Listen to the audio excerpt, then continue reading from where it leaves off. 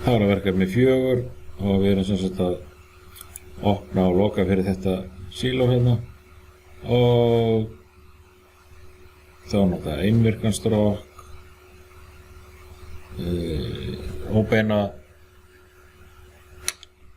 virkni og svo framvegis.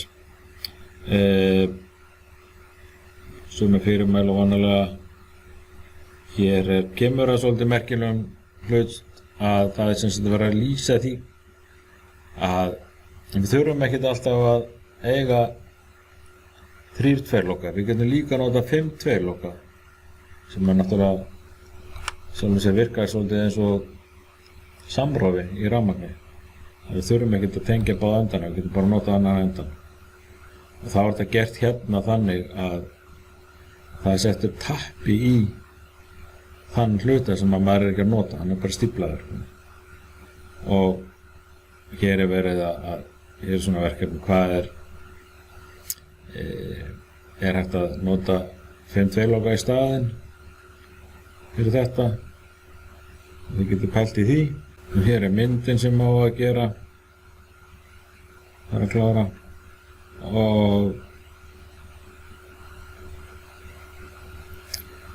ég ætla að sýna ykkur aðeins hvernig það er gert.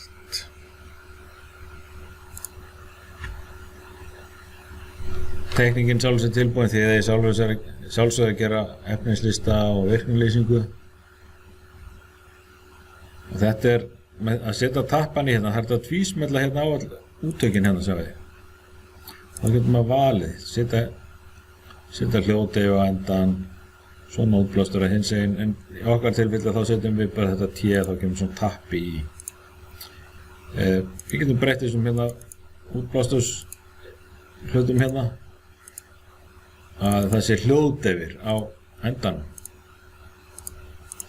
Smart. Og það er sem sagt þetta sem við varum að tala um, að þegar maður er með varahlutalager af dóti, þá þarf maður ekkert að eiga í varahlutum 3 tveirlokan. Maður getur átt bara í varahlut 5 tveirloka, að þú getur nota hann bæði fyrir einvirkan og tvívirkan strokk. Bara með því setja hann í tapp. Svona 5 tveirloki er bara einhverjum 5% dýrari heldur en 3 tveirloki.